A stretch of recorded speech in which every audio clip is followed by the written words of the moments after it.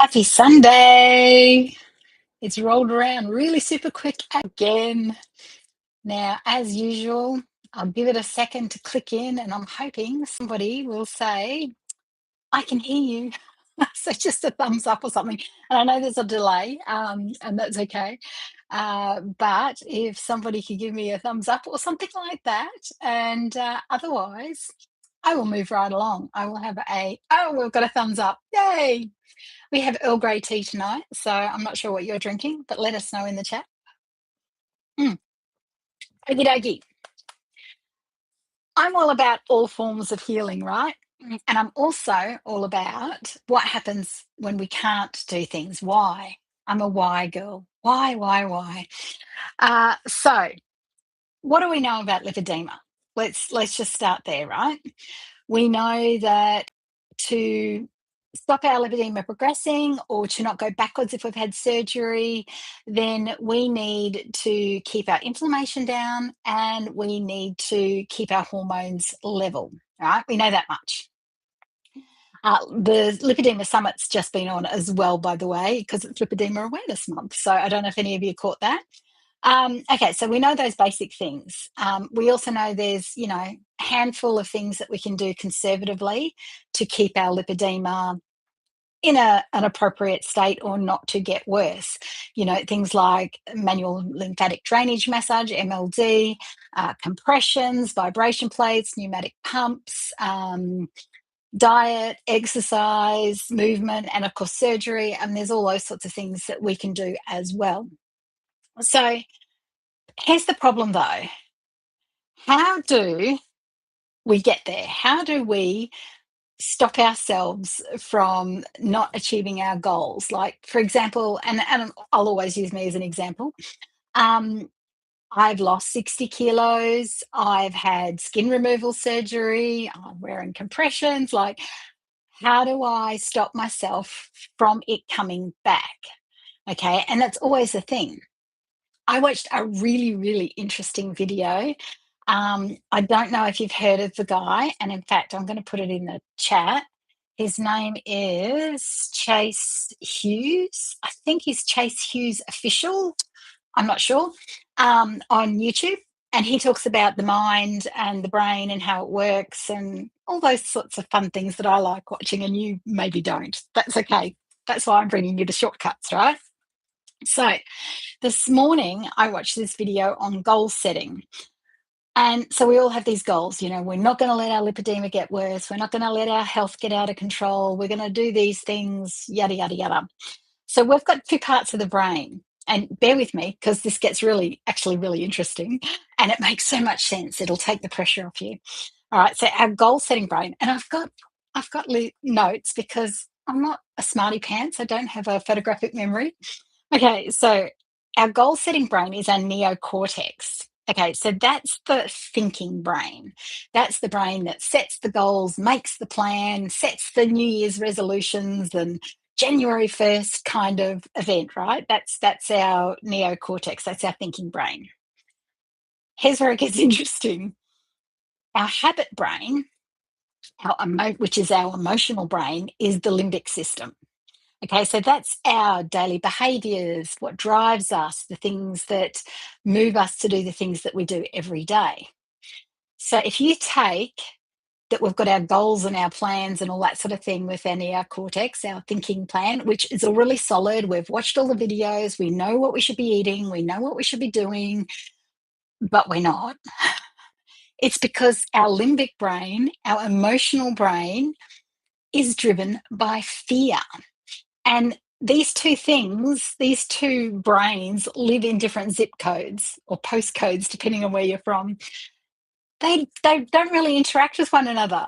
Okay. So it's like, we make a plan with this brain, but our daily habits, which is what's going to dictate whether or not our plans actually our goals actually are achieved, is over here. It's done on a whole different system. That's what got my attention. I was like, okay, so what do we do about it? And Chase Hughes is really, you can go down a rabbit hole with his information. Anywho, he gives you this exercise. I'm sure he's probably got a million exercises, but this is just the one that I watched this morning. And the exercises were the fact that you need your limbic brain to be in fear for us to actually, as humans, make changes to our daily habits because we're driven by fears, right? our I wrote it down. We are programmed to move away from the bad stuff first, right? As humans, we're programmed to move away from the stuff that hurts, that we fear, that is like, oh my God, because it's, running away from animals kind of thing back in the day. So that's what we're programmed to do. So having these beautiful vision boards and all this sort of thing, yeah, great, lovely. It's nice to have a focus and it's nice to know what you want. But unless you can fear yourself into, and this is Chase Hughes, this is just what I was learning from him. Unless we can fear ourselves into not wanting what the alternative to that goal is, then we're not going to move forward. And it will make sense in a second when I keep talking. So here's this exercise to help you understand those two things. First thing, you're going to piece of pen and paper, right? It's got to be pen and paper. It can't be digital, right? Because something happens with the brain when you write by hand. And the first thing you're going to write down is your goals. Yeah, right. Be very clearly. Don't just write, I want to lose weight or, whatever you like. I want to have lost 10 kilos by this amount of time, or I want to have resolved my pain in to be able to walk for 3 kilometers in a year or something. Be very quite specific around what your goals are. That's on one piece of paper. On the next piece of paper, what you're going to do is write down the worst case scenario. So, this is for your emotional brain, this is for your limbic system, for your daily habits. What happens in your world, in your life, if you don't do these, if you don't achieve this goal? What is the worst case scenario? And there's a thing that goes around the internet on AI where you can do something called a pre-mortem. Instead of a post-mortem, it's a pre-mortem. So if you can do a pre-mortem on a business or an idea or whatever on your plan. Say you have a business plan, and you can ask AI to do a pre-mortem on it, and it will tell you all the reasons why it's going to fail. So this is kind of the same thing. On the second piece of paper, you're writing down you haven't achieved you didn't do any of these goals that you wrote down. What has happened in 5 years because you didn't change anything? Right? Have you put on a certain amount of weight? How do you feel about that? Can you get in and out of chairs? Can you get to the car and back? Can you go out? Um, you're going to write down your absolute fears around what would happen if you don't follow these basic rules that we know of for now for lipedema. Okay? You've got to scare the bejesus out of yourself. It's kind of what they're saying that you have to do, because we move away from fear. So the more specific we can be about how painful it is to live with lipedema or whatever chronic diseases that you have got going on in your world, because we're all different as to what we have that we've got going on. That's what you're wanting to do. How can you scare yourself and put the fear into yourself of, wow, if I don't wear my compressions, if I don't, drink the water, eat the high protein, remove the seed oils, remove the this, that, and the other, what will happen? What will your life look like? Okay. And that is the goal. The goal is to scare yourself. The goal is to absolutely have a pit in your stomach around how awful life could be if you don't follow the rules that you know are in place so far and tweak them to whatever you need moving forward. It's a good one. A lot of people will go, oh, that's ridiculous, but we're motivated by fear. None of us eat to prevent cancer, but you can bet your bottom dollar the minute we're told, oh, we've got some kind of cancer, we'll go on all kinds of things to help ourselves, reverse that, because we're facing that final fear of our mortality.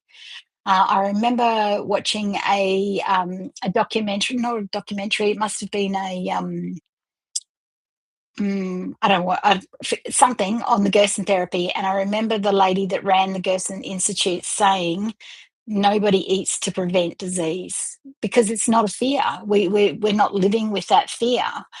And it's true, right? The minute we fear something's going wrong, oh, we'll go to the ends of the earth to change it, to fix it, to because we're programmed to run away from the bad stuff. So how can we fix it? So this exercise that Chase Hughes has, I wrote down some other notes, and this is under his biggest system, which is it is fear. It's literally the acronym is fear. So it's focus, directing your attention to the goal, emotion, why. Your why must be recurring and emotional. So that's why you're writing that second letter. Um, Agitation, disrupt your environment. Okay. So that was another thing. He talked briefly about this, but it wasn't what the whole video was about. So, but I've seen other ones about this. So disrupting your environment. So moving your couch, changing your haircut, anything like that helps your brain to not default to old habits again. Okay, so it's like consistently moving, having your brain getting used to things moving around. And the final one is repetition, exposing yourself to your goals constantly, exposing yourself to your fears of what would happen if you don't achieve those goals, right? So it's a really fascinating thought process, and I know it's probably really confronting for a lot of people to consider doing this, especially if you're in the throes of some really deep and harsh things to deal with. Perhaps you are dealing with cancer. I don't know who's watching this. So if we don't change our goals, and it's a really simple exercise to do if you're willing to do it. Pen and paper, remember, it must be pen and paper, can't be digital. And it is literally, what are all the goals? Be very specific. Goals need to be specific. It's one thing saying, oh, I want to lose weight, but that could be a kilo, that could be 200 kilos. Like, be specific around what you want so that way you can measure it for yourself as to how you're going, how you're tracking. And keep in mind when you set those goals, if you've got lipedema, losing weight is probably one of the hardest goals to quantify because we can't lose it via diet and exercise alone. We can only lose the weight that is not lipedema weight. So don't forget, normal lipedema fat attracts other fat because of the way the hormones work or whatever. I can't remember how that works, but it's that age old thing of you just look at a cream bun and you'll put, that's a very Australian saying, you just look at a cream bun and you'll put weight on your hips. That's how lipedema works, right? So you can still lose weight, but the weight you will lose will not be the lipedema fat. It will be the other fat, which we all have, right? And I know that because I lost 60 kilos and I still have lipedema fat very clearly on my legs. If you go back and look at the thumbnails and some of the other videos where I've put slides up. Okay, so I doubt about that. My goals, though, moving forward would be about not putting the weight back on because I worked too hard. I did all the hard things and I'm still doing the hard things to get to where I am, which is so much better than where I was 3 or 4 years ago, right? Where every footstep hurt like hell. So now I have to write down, and I'm going to do this exercise tomorrow. I have to write down what would truly scare me about what if I didn't do any of these things? What if I stopped taking care of myself? What if I stopped eating high protein? What if I stopped exercising? My husband would never let me do that, but that's okay. um, what would happen? What would be my worst case fear? So that's what I have to write down, the things that scare me, the things that I've walked away from, the fear of looking at a chair in a cafe or in anywhere that you go and thinking, is that chair going to hold me? The fear of getting on a plane and not being able to do up the seatbelt and therefore just not getting on a plane again, right? That would be horrible for me personally, right, to not travel. Um, so that would really upset me. So what are the things that would upset you if you did nothing? If you if you're doing nothing now and you're just in this world of, I don't know what to do, and if you stayed there, if you look back over the last 5 years, has it changed in that amount of time and you've done nothing? And maybe now you're just more knowledgeable about, oh, okay, because there's the stages, right? So don't be hard on yourself. There is stages of understanding. I knew I had lipedema long before I did anything about it because I didn't understand the whole concept of it. And by then, I was a naturopath and clinical nutritionist. Yet I still didn't do anything about it because I really didn't understand the concept of it, and how it affects you and how you can't really do a lot about it. So don't be hard on yourself there. Just look back from a data perspective, right? The thinking brain, you're using your neocortex, your thinking brain, and you're going, right, if I logically think back the last 5 years, I've actually put on, I don't know, 10 kilos, 20 pounds, 30 pounds, whatever. I used to be able to go to the gym. I can't anymore. So look back and go, oh, and now project forward and go, well, logically, if I don't do any of these things, what would happen? But then the difference is you're going to go, how would that make you feel? It's got to be painful for us to run away from the fear, for us to do the things we need to do to not face that fear. Okay, I hope that made sense to people because it really got me. I was like, "Oh my goodness, that's I get that. I totally get that." It landed for me, and I was like, "Yep, I'm going to do this exercise because it made so much sense." So I hope you do it. Let me know in the comments later if you're on replay or later on down the track if you do this, because it's these sorts of things that moves the dial with our health and with our well-being, and that shows you why. Our thinking brain does not operate our daily habits. Our daily habits is operated by our emotional brain.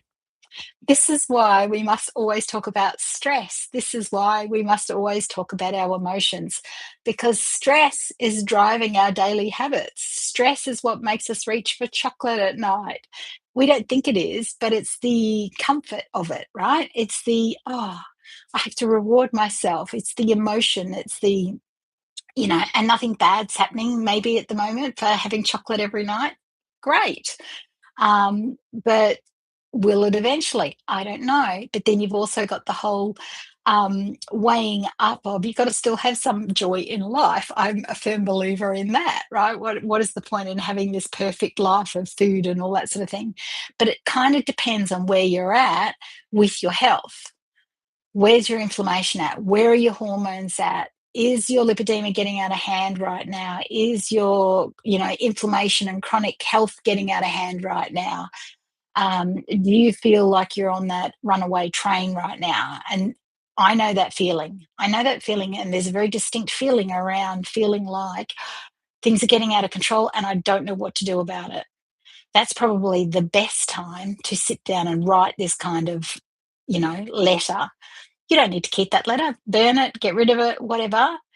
But I think it's a really good thing to do to help us switch our brain and help our limbic system understand that our daily habits need to change for us to be able to achieve our goals. That our neocortex, our thinking brain, has devised for us, right? We've got to get them kind of next door to each other, these two brains, and kind of working in sync. And I'm sure that's what half of these brain people online are talking about now, but I don't watch a lot of them.